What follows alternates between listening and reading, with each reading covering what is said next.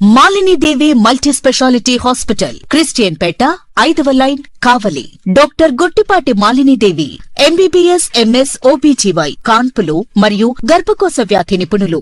Malinidevi multi speciality hospital నందు అందించు వైద్య సేవలు: సాధారణ కాన్పులు, సిజేరియన్లు, లాప్రోస్కోపిక్ ద్వారా గర్భసంచికి సంబంధించిన ఆపరేషన్లు, ట్యూబెక్టమీ, పిల్లలు లేకుండా operation, high risk pregnancy, ectopic pregnancy మరియు గర్భసంచి నీటి బుడగలు, గర్భసంచి జారిన ఆపరేషన్లు, రొమ్ముగడ్డలకు చికిత్స, నెలసరి ఇబ్బందులకు చికిత్స, మెనోపాజ్ సమస్యలకు చికిత్స చేయబడును. స్త్రీలకు సంబంధించిన అన్ని సమస్యలకు చికిత్స చేయబడును. పిల్లలు లేని వారికి ప్రత్యేక చికిత్స కలదు. ముఖ్య గమనిక: మా హాస్పిటల్ నందు కాన్పోయిన తరువాత తల్లి బిడ్డను ఉచితంగా మా వాహనంలో క్షేమంగా ఇంటికి చేర్చబడును. మా హాస్పిటల్స్ ప్రత్యేకతలు: ICU, lab, AC and non AC rooms, 24 గంటలు మెడికల్ షాప్, ప్రతి రూమ్ నందు వేడి నీటి సదుపాయం కలదు. Welcome to CMD news. నా పేరు కామాక్షి. ముందుగా నేటి వార్తా విశేషాలు.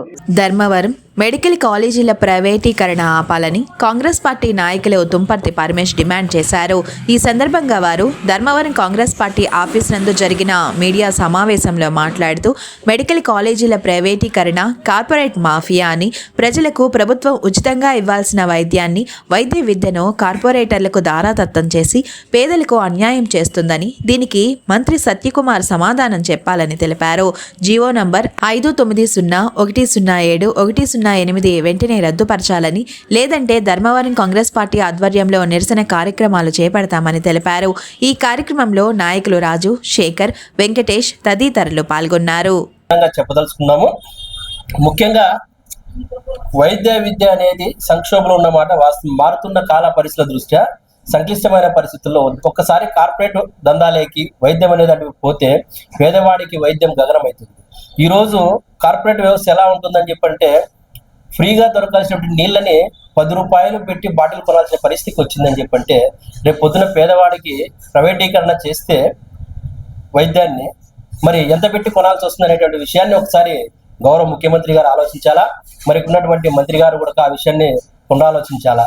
ఎందుకనంటే, ఒక్కసారి ఆరోగ్యశ్రీ అనేటువంటి పథకాన్ని అప్పుడు డాక్టర్ వైఎస్ రాజశేఖర్ గారు ప్రవేశపెట్టిన పొద్దు సంక్షేమ ఫలంతో ప్రవేశపెట్టి కార్పొరేట్ వాళ్ళ భాగస్వామ్యం చేస్తే ఆ రోజు ఉన్నటువంటి పరిస్థితుల్లో సంక్షేమ పాలనలో వాళ్ళకి సరైన కాలంలో బిల్లులు రాగలిగినాయి కాబట్టి వాళ్ళు సక్రమంగా నడపగలిగినారు. తద్వారా గత ప్రభుత్వం వైఎస్ఆర్ కాంగ్రెస్ పార్టీలో 1800 కోట్లు బిల్లులు పెండింగ్ పెట్టింటే ఆరోగ్యశ్రీ కింద మేము చేర్చుకోమని హాస్పిటల్లో బోర్డు పెట్టే పరిస్థితికి వచ్చినారు.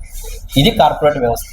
మరి ఇటువంటి కార్పొరేట్ వ్యవస్థకి తిరిగి మీరు వైద్యాన్ని, విద్యని కూడా మీరు దారాదత్తం చేస్తా ఉన్నారని చెప్పంటే ఎటు తీసుకుపోతున్నారు మీరు రాష్ట్రాన్ని అని చెప్పని ఈ సందర్భంగా తెలియజేస్తా ఉన్నాము. ముఖ్యంగా లోకేష్ బాబు గారు కూడా మేము ఒకటే చెప్పదలుచుకున్నాము. సార్, మీరు కూడా ఎలక్షన్స్ ముందర 107 జీవోను రద్దు చేస్తాము, కేవలము సెల్ఫ్ ఫండింగ్ ఫైనాన్స్ కిందటువంటి సీట్లు చేసినందుకే వైసీపీ ప్రభుత్వం మీద మీరు ఆ రోజు దుమ్మెత్తి పోసి ఈరోజు మనం అధికారంలోకి వచ్చిన పరిస్థితి ఉంది. మరి అలాంటప్పుడు ఆ జీవోని ఎందుకు మీరు రద్దు చేయలేకుండా ఇచ్చిన హామీని ఎందుకు విస్మరిస్తా ఉన్నారు? ఒకసారి పునరాలోచించాలని చెప్పి ఈ సందర్భంగా తెలియజేస్తా ఉన్నాను. ముఖ్యంగా P3 మోడల్ అనేది ఏమంటే పబ్లిక్, ప్రైవేట్ అండ్ పార్ట్నర్షిప్. దీనివల్ల నష్టం ఏమైనటువంటి విషయాన్ని మనం ఒకసారి ఆలోచిస్తే, ప్రభుత్వ ఆధ్వర్యంలో కాలేజీలు నడిస్తే, మెడికల్ కాలేజీలు నడిస్తే 50 సీట్లకి 15,000 చొప్పున, అంటే 50%, 50% ఆఫ్ ద సీట్స్ 15,000కే విద్యను అందిస్తారు. పేద తరగతి, బడుగు బలిగిన వర్గాలు, మెరిట్ ఉన్న విద్యార్థులు అందులో తక్కువ ధరకే వైద్య విద్యను అందుకునేటువంటి పరిస్థితి వస్తుంది. 35% ఉన్న సీట్లకి 12 లక్షల చొప్పున వసూలు చేస్తారు. మిగతా 15% ఎన్ఆర్ఐలకు సంబంధించి 20 లక్షల చొప్పున, ఎన్ఆర్ఐ కోటా కింద 25 లక్షల చొప్పున గవర్నమెంట్ ఫీజు ఛార్జెస్ చేస్తుంది. ఒక్కసారి ఇది కింద వాళ్ళ కార్పొరేట్ వ్యవస్థలోకి వెళ్ళిపోతే ఫీజులు అనేటువంటి కావచ్చు, ఇన్ఫ్రాస్ట్రక్చర్ కావచ్చు, వాళ్ళ ఇష్టానుసారం కొద్ది వాళ్ళు చేసినటువంటి పరిస్థితి ఉంటుంది. మరి 50% సీట్లకి 15,000 చొప్పున కార్పొరేట్ వాడు మనకి ఇస్తాడా?